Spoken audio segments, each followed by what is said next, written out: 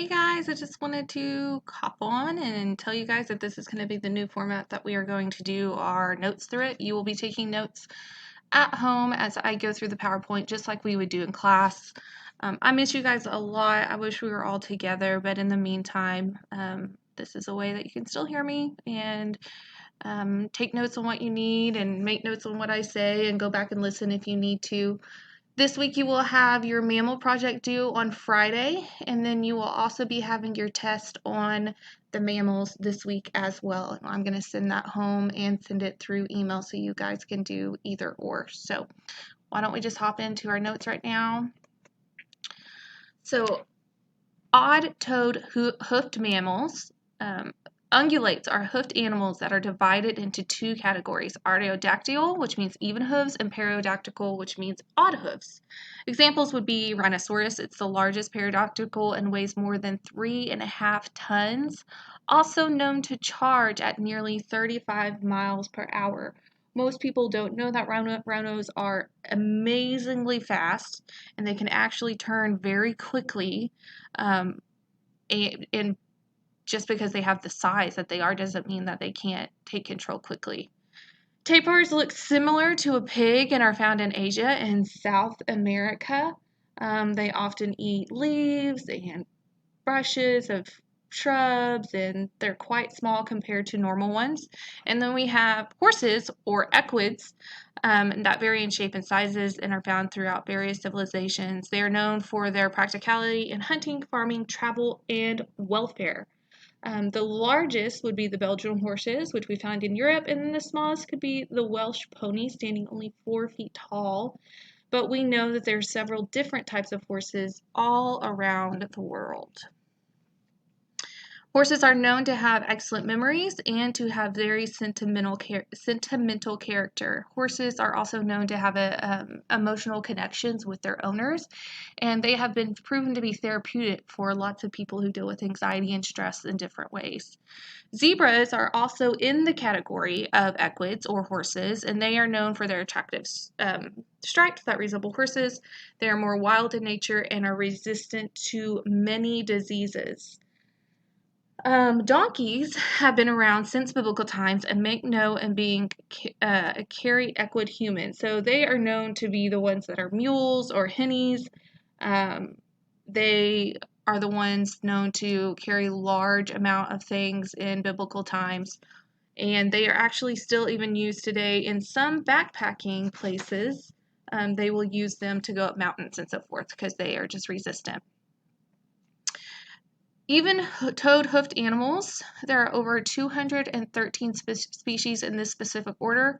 Most have either antlers or horns. They carry a very specific characteristic of chewing the cud. Chewing the cud refers to the habit of hastily chewing and swallowing food to be later regurgitated and chewed once more thoroughly. Yes, that means that they swallow their food, they throw it up, and they swallow it again. The animals that do this are referred to as ruminants. Their stomachs have 4 different sections for proper digestion. I want you guys to make sure that you note that on page 327, and it talks about their different sections of the stomach as well. Continuing on, aerodactyls are important among the earth in that they convert energy from photosynthesis to meat and milk.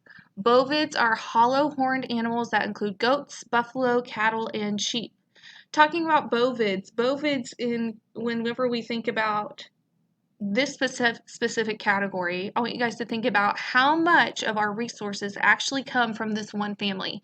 In fact, the buffalo in Native American times and early civilization, they used every single part of the buffalo when they were killing it. The fur, everything down to the teeth, everything was used. Cattle, of course, we use that for eating. Goat and goat's milk. Same thing. Sheep, we use their wool. So this one family of animals continue to roam and help us with our civilization. Deer are also ruminants that have antlers instead of horns. There are over 43 species throughout the world. Camels are aerodactyls that can withstand extreme temperatures. Camels store fat in humps atop the body and allows camel to shed heat more easily. A lot of times people have thought that camels actually store all of their water in their humps. That is not true. They store all their fat in there, and it can serves two purposes. They can go long periods without the food because of that, and they can go a long time without water because they can break it down more easily. A person who loses about 12% of body fluids would not be able to function, but a camel can lose over 27% and they are still able to function. All right, the flesh eaters. We've been talking about omnivores, carnivores, and such. So, flesh eaters are carnivores, are meat eaters that are over 270 species, including foxes, raccoons, weasels, seals, walruses, etc. Bears are the least carnivores that really should be described as an omnivore because they eat both. Bears such as grizzlies, Kodiak, and polar bear also enjoy a buffet of fruits and plants as well as meat. So most of the time whenever we think of bears, we think that they're, animals of prey. They like to make sure that they're getting the big meats, but in fact they have a very wide variety of a buffet to eat from.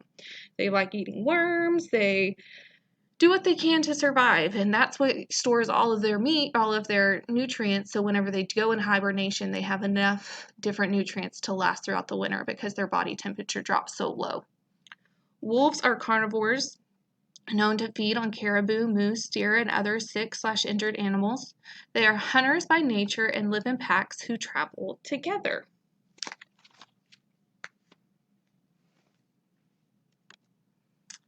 Weasels.